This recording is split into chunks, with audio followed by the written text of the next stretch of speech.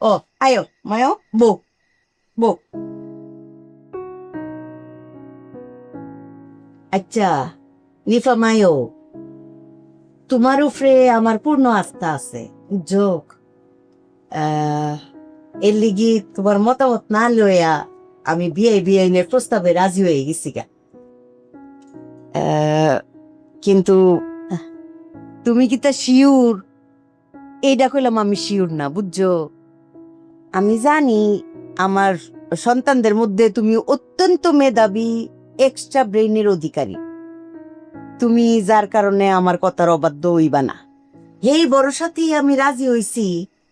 তারপরেও চিন্তা করতেছি যে ফুলার তো আফনা মা বাপ না, ফুলা লম্বা চূড়াও না, চেহারা সুরত বেশি বংশীয় তেমন না। তারপরেও ফুলাডার কোন